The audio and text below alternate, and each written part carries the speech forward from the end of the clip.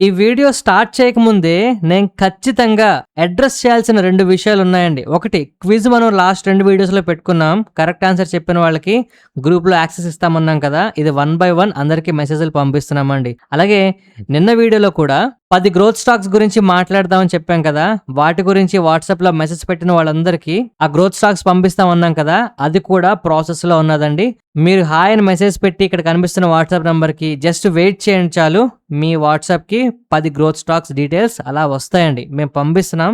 కొంచెం మెసేజ్‌లు ఎక్కువ రావడం వల్ల లేట్ అవుతుంది. గాబరా పడొద్దు. ఓకేనా? జనరల్‌గా మార్కెట్‌లో మనం స్టడీ కాంపౌండర్స్‌ని స్టడీ చేయడం నేర్చుకోవాలండి. ఎందుకంటే ఇవి కన్సిస్టెంట్‌గా మార్కెట్‌లో గ్రోత్ అవుతూ ఉంటాయి. అయితే మార్కెట్‌లో పరిస్థితి ఎలా ఉన్నా కూడా ఇలాంటి స్టాక్స్ తాలూకా గ్రోత్ ఖచ్చితంగా మనకి కనిపిస్తుందండి. అది ఎలాగో ఇవాల్టి మన వీడియోలో చూద్దాం. సో ఇవాళ మనం మాట్లాడుకుంటున్న స్టాక్ పవరికా అండి.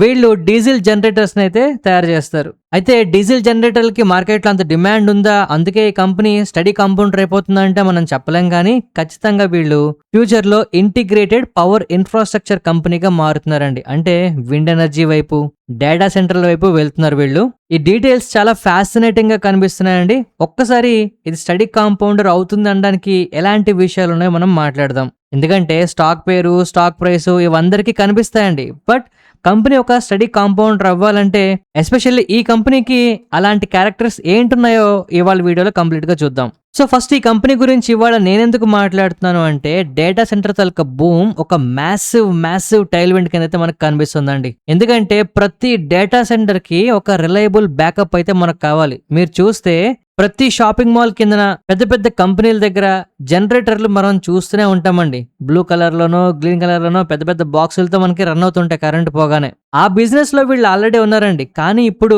డేటా సెంటర్ కి సంబంధించి కూడా వీళ్ళు ఈ జనరేటర్స్ ని ప్రొవైడ్ చేస్తున్నారు అనమాట. ఇప్పుడున్న రెవెన్యూస్ లో 12% of the revenues data centres దగ్గర నుంచి వాటికి సంబంధించిన బిజినెస్ దగ్గర నుంచి వస్తుందట.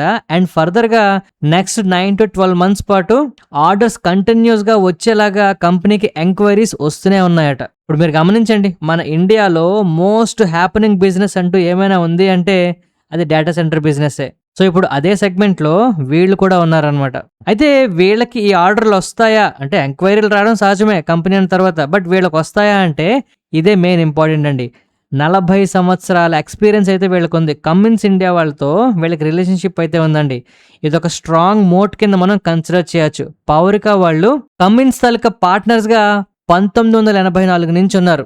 వీళ్ళ తాలూకా రేంజ్ 7.5 కిలోవాట్ దగ్గర నుంచి 3750 కిలోవాట్ వరకు కంప్లీట్ గా 90 to 95% of the generators range మొత్తాన్ని వీళ్ళు కవర్ చేస్తున్నారండి. మార్కెట్లో ఉన్న డిమాండ్ మొత్తం వీళ్ళు ఫిల్ చేస్తారని చెప్పట్లే, వీళ్ళు ఖచ్చితంగా బిజినెస్ చేయగలరు అని చెప్తున్నారు అనమాట.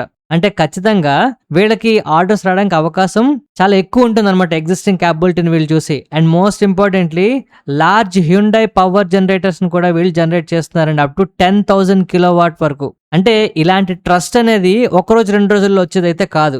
అండ్ డేటా సెంటర్స్ కి మనందరికి తెలుసు పవర్ అనేది ఎంత ఇంపార్టెంటో. ఒక్క సెకండ్ కూడా పవర్ ఆగకూడదండి. అంటే ట్రస్ట్, క్యాపబిలిటీ ఇవన్నీ చాలా ఇంపార్టెంట్. అయితే ఇక్కడ ప్రాబ్లం ఏంటంటే ఇలాంటి కంపెనీస్ మరో 2 పుట్టుకొస్తాయండి కావాలంటే. ఇప్పుడు అదాని, అంబానీ తలుచుకుంటే ఇలా జనరేటర్ వాళ్ళు తయారు చేయలేరా? లేదంటే ఇంకో కంపెనీస్ తో పార్ట్నర్షిప్ తెచ్చుకుని బిజినెస్ చేయలేరా అంటే ఇక్కడ అసలు ప్రాబ్లం ఏంటంటే చాలా కంపెనీస్ ఇలాంటి జనరేటర్స్ చేస్తుంటాయండి. కానీ పవరికా వాళ్ళు ఏంటి అంటే ఇన్ హౌస్ గా ప్రతి దాన్ని వీళ్ళు ప్రిపేర్ చేస్తారండి. ఆల్మోస్ట్ ఎవ్రీథింగ్ అనమాట.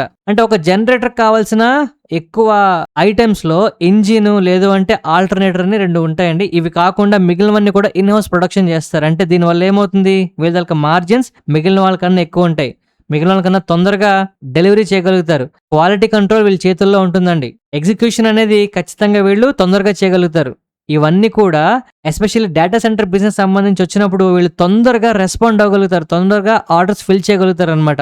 అయితే వీళ్ళు విండ్ ఎనర్జీకి సంబంధించిన బిజినెస్ లో కూడా ఉన్నారండి. ప్రస్తుతానికైతే 17% ఆఫ్ ద రెవెన్యూస్ విండ్ నుంచి వస్తున్నాయి. కాకపోతే దీన్ని 25% వరకు నెక్స్ట్ ఫ్యూ ఇయర్స్ లో తీసుకెళ్తామని చెప్తున్నారు. 17% నుంచి 25% కి బిజినెస్ ని పెంచుతారు అంటే దాని అర్థం ఏంటి, ఖచ్చితంగా గ్రోత్ కనిపిస్తుందని. ఒకవేళ ఇదే జరిగితే విండ్ ఎనర్జీ ద్వారా ఆ సెగ్మెంట్ ద్వారా వస్తున్న ప్రాఫిట్లు వీళ్ళకి చాలా ఎక్కువ ఉంటాయండి. అంటే మార్జిన్స్ ఇంకా బాగా ఇంప్రూవ్ అవుతాయి అనమాట. అండ్ ఈ కంపెనీ వాళ్ళు రీసెంట్ గా ఐపీఓకి వచ్చిన తర్వాత ఫండ్ యూటిలైజేషన్ వల్ల 500 కోట్ల వరకు అప్పులు తీర్చారు. అంటే దానికి సంబంధించి ఇంట్రెస్ట్ కాస్ట్‌లు తగ్గిపోతాయండి ఫర్దర్‌గా. అంటే కమింగ్ ఇయర్స్ నుంచి ఈ అప్పులకు కట్టే ఇంట్రెస్ట్ అంతా కూడా ప్రాఫిట్‌లో మనకి కనిపిస్తుంది. అంటే ప్రాఫిట్ తాలూకు విజిబిలిటీ మనకి పెరుగుతుందండి. ఎందుకు? ఒక పక్క ఆర్డర్‌లు ఆల్రెడీ ఉన్నాయి. విండ్ ఎనర్జీ వైపు వెళ్తున్నారు. మరో పక్క ఇంట్రెస్ట్ కాస్ట్ కూడా తగ్గిపోతుంది. ఇవన్నీ కూడా మనకి ఫండమెంటల్‌గా పెద్ద పెద్ద ట్రిగ్గర్స్ కింద మారుతాయన్నమాట.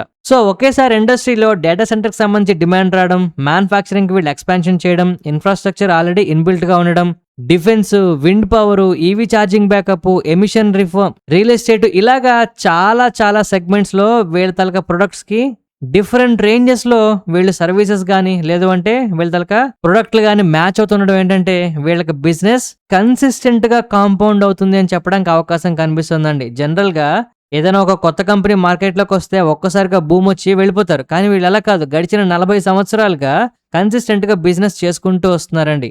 పార్ట్నర్‌షిప్‌లు మెయింటైన్ చేస్తూ వస్తున్నారు పెద్ద పెద్ద వాళ్ళతో. సో దీనివల్ల ఇదే కంటిన్యూ అవుతుంది. ఇవాళ ఒక్క రోజులో, 2 రోజుల్లో సడెన్‌గా పెరిగిపోయి మల్టీ బ్యాగర్‌లు అయిపోతాయని చెప్పట్లేదు గానీ, ఖచ్చితంగా బిజినెస్‌లో కాంపౌండింగ్ అనేది మనకు కనిపిస్తుందన్నమాట. సో అందుకే ఇది మనకి కాస్త అట్రాక్టివ్‌గా కనిపిస్తుంది. అయితే ఈ కంపెనీకి రిస్కులు లేవా అంటే, జనరల్‌గా ఈ డీజిల్ జనరేటర్స్ అన్నీ కూడా 10-12% గ్రోత్ ఉంటుందండి బిజినెస్‌లో. అమాంతం పెరిగిపోతాయి, లేదు అంటే ఇబ్బంది ఉంటుంది అని చెప్పడానికి లేదు. బట్ గ్రోత్ అయితే సాదా సీదాగా ఉంటుంది. కన్సిస్టెంట్‌గా ఉంటుంది. సో చాలా మంది ఏంటంటే ఇదేదో మనం వీడియోలో చూసాము, లేదు అంటే ఈ ఛానల్‌లో చూసాము, ఇంకేమైనా పెరిగిపోతుంది అనుకుంటే భ్రమ. అది రిస్క్ అయిపోతుందండి. ఇదొక consistent compounder. Slow growth, study growth ఉంటుంది. విండ్ ప్రాజెక్ట్స్ అండ్ వాటికి సంబంధించి ల్యాండ్ అలొకేషను, ట్రాన్స్మిషను, ఇన్‌ఫ్రాస్ట్రక్చర్ ఇవన్నీ ఖర్చుతో కూడుకున్నవన్నీ స్లోగా ఉంటాయి. బట్ వన్స్ సెటిల్ అయితే మంచి మార్జిన్స్‌తో బిజినెస్ బావుంటుంది. అలాగే లార్జ్ జనరేటర్ ప్రాజెక్ట్స్ అన్నీ కూడా లాంగ్ ఎగ్జిక్యూషన్ సైకిల్స్‌తో ఉంటాయండి. ఇప్పుడు డేటా సెంటర్స్‌కి ఈ జనరేటర్ ఇచ్చేయాలంటే 2 రోజుల్లోని ఇలా ఆర్డర్ పెట్టగానే అలా వీళ్ళు ప్రొడ్యూస్ చేసి ఇచ్చేయడం కాదు. కొంత టైం పడుతుంది. సో ఇదంతా కూడా స్లో అండ్ స్టడీలా కనిపిస్తుంది. ఇవన్నీ కూడా గ్రోత్ స్టాక్ అనుకొని చూసే వాళ్ళకి రిస్కుల కింద మారిపోతాయండి. అండ్ మోస్ట్ ఇంపార్టెంట్లీ క్యాపెక్స్ తాలూకా ఫ్లక్చుయేషన్స్ పెరిగాయి అనుకోండి. మీరు గమనిస్తున్నారో లేదో, ప్రపంచవ్యాప్తంగా మెమరీ చిప్స్, లేదు అంటే పెన్ డ్రైవ్స్, మెమరీకి సంబంధించి చిప్స్‌కి సంబంధించి షార్టేజ్ ఎప్పటి నుంచో మనం చూస్తున్నాం. ఈ ప్రైసులు కూడా ఫ్యూచర్‌లో ఎంటైర్ బిజినెస్‌ని ఎఫెక్ట్ చేయొచ్చు. డేటా సెంటర్ బిజినెస్‌ని ఎస్పెషల్లీ. సో దానివల్ల వీళ్ళకి కూడా కొంత మార్జిన్స్, లేదు బిజినెస్ ఇబ్బంది పడితే పడొచ్చు. సో ఇలాంటి రిస్క్‌లు అయితే మనం చూస్తామండి. ఏవి కూడా రిస్కులు లేవు అని చెప్పడానికి అయితే లేదు. సో నా ఓవరాల్ వ్యూ ఏంటి అంటే, ఓ డిఫెన్స్ సెక్టర్ లాగా, లేదు అంటే ఒక ఏఐ స్టాక్స్ లాగా, లేదు అంటే చిప్ మెమరీ స్టాక్స్ లాగా సర్రని పెరిగిపోతుందని నేను చెప్పను గానీ, కన్సిస్టెంట్‌గా కాంపౌండ్ అవ్వడానికి బిజినెస్‌కి ఆపర్చునిటీస్ కనిపిస్తున్నాయి. కారణం 40 సంవత్సరాలుగా వీళ్ళు మెయింటైన్ చేస్తున్న రిలేషన్‌షిప్స్ అండి. బిజినెస్ క్వాలిటీ బావుంటుంది. మేనేజ్మెంట్ తాలూకా ఎగ్జిక్యూషన్ స్లో అండ్ స్టడీగా ఉంటుంది. గ్రోత్ విజిబిలిటీ ఖచ్చితంగా ఉంటుందని అర్థమవుతుంది. కాంపిటీటివ్ అడ్వాంటేజ్ ఆల్రెడీ ఉంది. ఎందుకంటే పెద్ద పెద్ద వాళ్ళతో వీళ్ళకి పార్ట్నర్‌షిప్‌లు ఆల్రెడీ ఉన్నాయి. సో అందువల్ల ఏంటంటే కాంపౌండింగ్ స్టోరీ అనేది మనం ఖచ్చితంగా దీంట్లో చూడొచ్చండి. బట్ ఎప్పుడు మనం గుర్తుపెట్టుకోవాల్సిందేంటి, మనకి every quarter on quarter are at least every year on year company taluka balance షీట్‌లోని, రిజల్ట్స్‌లోని, ప్రాఫిట్స్‌లోని మనకి పెరుగుదల, లేదు అంటే క్లారిటీ అనేది ఎప్పుడు మనకు ఉండాలండి బిజినెస్‌కి సంబంధించి. లేదంటే మాత్రం ఇలాంటి స్టాక్స్ అలాగే ఉండిపోతాయి. ఎందుకంటే స్టాక్ మార్కెట్‌లో స్టాక్స్ ఎప్పుడు కూడా ఫ్యూచర్ బావుంటుందంటేనే పెరుగుతాయండి. ఫ్యూచర్ గురించి అక్కడ పెద్దగా గ్రోత్ ఉండదని తెలిస్తే కంపెనీ ప్రాఫిట్లు ప్రకటిస్తున్నా కూడా కింద పడిపోతాయి స్టాక్స్. అందువల్ల ఖచ్చితంగా దీన్ని మనం రెగ్యులర్‌గా ట్రాక్ చేసుకుంటూ ఉండాలి. సో డీజిల్ జనరేటర్స్‌లో వీళ్ళు ఓవరాల్ ఇండియాలో నంబర్ 1 పొజిషన్‌లో లేరండి. But one of the best అని మనం చెప్పుకోవచ్చు. One of the strongest contender అని చెప్పుకోవచ్చు. One of the few organized ప్లేయర్స్‌లో వీళ్ళు ఒకరండి. లార్జ్ జనరేటర్ సొల్యూషన్స్ ప్రొవైడ్ చేయడంలో. అలాగే కంప్లీట్‌గా ఇండస్ట్రీలోనే లీడింగ్ ప్రొవైడర్‌గా ఉన్నారు. రేంజ్ మొత్తం చూసుకుంటే, అంటే చిన్న రేంజ్ నుంచి పెద్ద రేంజ్ వరకు అన్ని విషయాల్లోని అంత రేంజ్‌ని వీళ్ళు కవర్ చేస్తున్నారన్నమాట జనరేటర్ విషయంలో. అందువల్ల వీళ్ళకొక యూనిక్ పర్స్పెక్టివ్ అయితే మార్కెట్‌లో వస్తుంది. సో వీళ్ళొక ఎమర్జింగ్ బిజినెస్‌లో కూడా ఎంటర్ అవుతున్నారండి. అదే డేటా సెంటర్ తాలూకా పవర్ బ్యాకప్ విషయంలో. ఇవన్నీ కంపెనీకి స్ట్రాంగ్ మోట్ పాయింట్స్ అండి. సో ఇండియాలో నెక్స్ట్ డేటా సెంటర్కి సంబంధించి, పవర్ ఇన్ఫ్రాస్ట్రక్చర్ బూమ్కి సంబంధించి వీళ్ళు కూడా భాగం అవుతారని ఆశిస్తూ, ఈ వీడియోలో ఈ కంపెనీకి సంబంధించి నేను కవర్ చేయనివి మీకు తెలిసిన ఇంకేమైనా ఇంట్రెస్టింగ్ విషయాలుంటే ఖచ్చితంగా కామెంట్ సెక్షన్లో చెప్పండి. ఇది చాలా మందికి అయితే హెల్ప్ అవుతుందండి. ఈ హెల్ప్ చేస్తారని ఆశిస్తూ మరొక మంచి వీడియోతో కలుద్దామండి. ధన్యవాదాలు.